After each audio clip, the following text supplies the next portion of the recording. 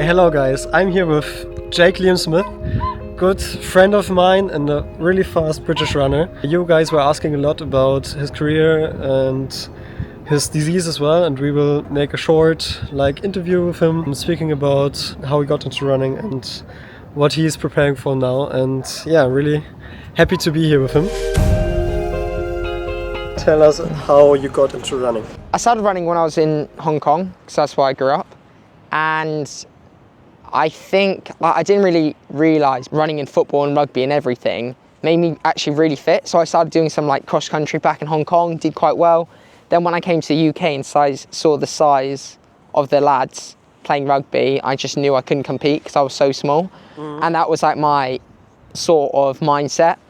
And again, when we came, because we used to come to the UK a lot for holidays, I mean, a lot of the runners now in Britain who are excelling, we're sort of known as the 2012 edition. So when you had Mo Farah winning the 5 and 10K, and Jess Ennis winning the heptathlon. So that has been a hype time. Exactly, it was a huge time, and that we were all 14, 15, 12 to 16-year-olds back then. We just got so excited. So I think I was part of that generation that just wanted to keep British athletics as good as possible. What distance did you start? So in Hong Kong, it's quite funny because they're very different to the UK in terms of, in the UK, you're not allowed to run. They don't really want you running over 3,000 meters on the track until you go to university. Whereas in Hong Kong, they just don't care. It's very similar to Japan, where you can almost do a 10K when you're 14, 15. And so that's where I built such an aerobic system, because I was running such longer distances.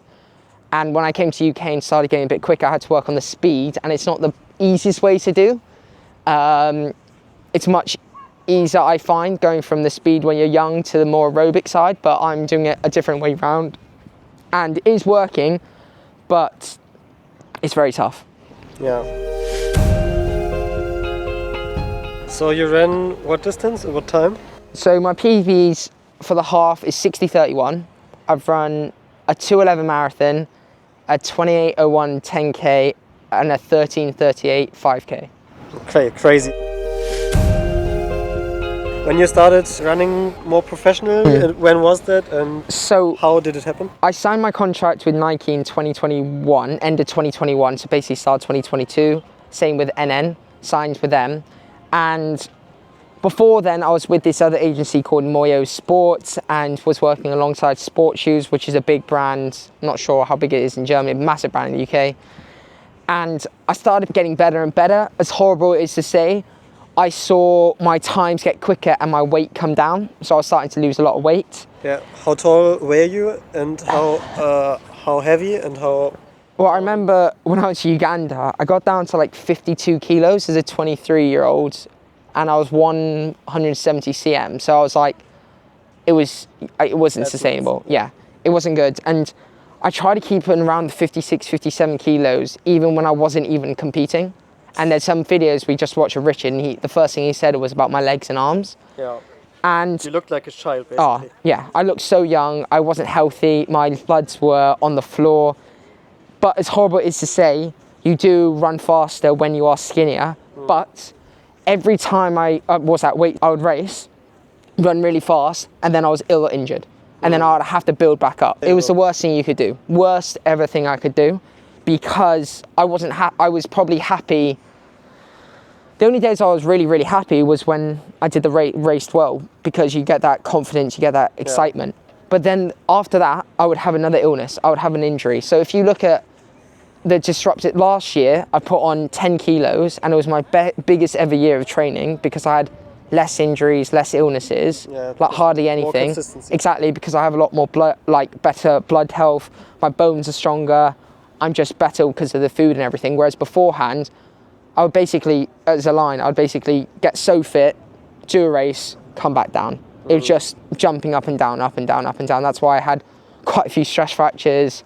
I had fatigue, massive fatigue and everything, and I just wasn't doing well. So 2020 was your PB year. Yes. 2021 you got with NN and Nike. So 2021 I ran my 5K PB, marathon I ran the PB. in 2022 ran the 10K PB, 2020 ran the half marathon PB. I signed at the start of 2022 with NN and Nike, and it has been unreal, good support, but it has been very challenging because I have suffered with Red S. Yeah. How did that happen? I think, like I said before, I saw my times coming down and my weight coming down, and I thought of the phrase as so a lot of coaches use, which I can't stand, is lighter's faster, which is absolute crap now. Yeah. And I found it, and of course I haven't run as fast, but I did show, like I ran 13:46 for 5K last summer, and I'm only 8 seconds off my PB, and I'm 10 kilos heavier, and I've just done, that was only a year of training after I broke my whole body down, after all the stress fractures and everything. I've never run so far in a year. Last year was my biggest ever mileage year, and other cross training, because my body's now at a healthy state. I'm only now picking up like running niggles, so like sometimes, just like slight tendon issues or anything like that, what normal runners get. Whereas before, because I was so light, I would get bone injuries, which wasn't healthy. Yeah. I wasn't happy with myself. I lost a lot of friends. I was rude to my parents, my girlfriend and everything, because that's what food does to you. It brings you to a whole nother level. I couldn't stop thinking about when the next meal was, but I was weighing everything. I wouldn't go out for dinner or anything like that. It was a really tough time. Thanks for sharing that with us. Welcome. So 2023 was the total downfall? Yes, at the very start, and then I came to Leipzig only 3 months after I started building back up. Okay. How do you think now about Red S? Can you explain it a bit, and what do you think how you got out of it? Red S is a term called relative energy deficiency syndrome, something like that. And I'm not out of it because it takes a few years. So in 2023 at the start, I had a sacrum stress fracture, which is basically in the back.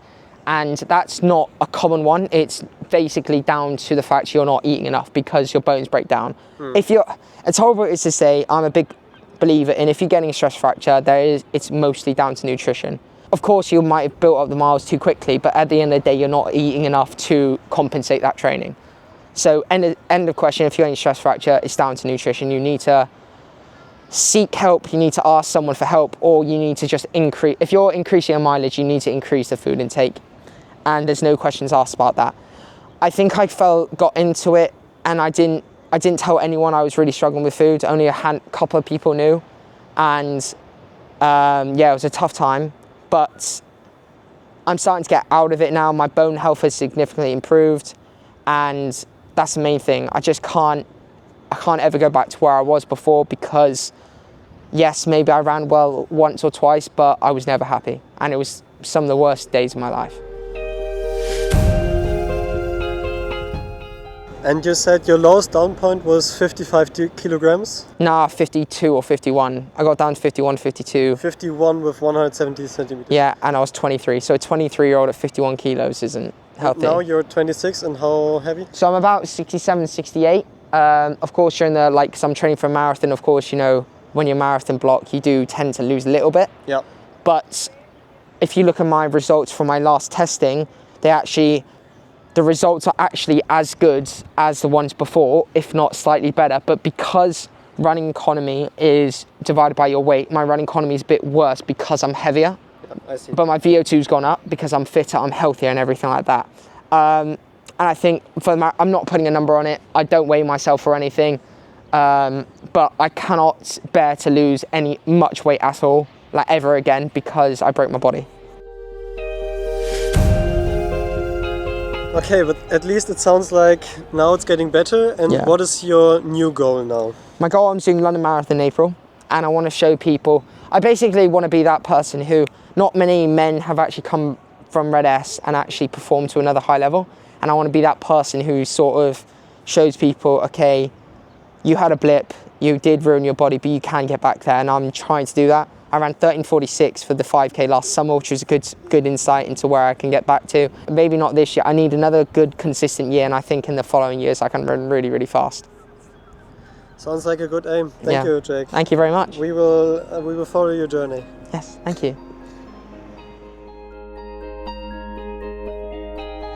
Thank you for watching. Please like and subscribe. Cheers.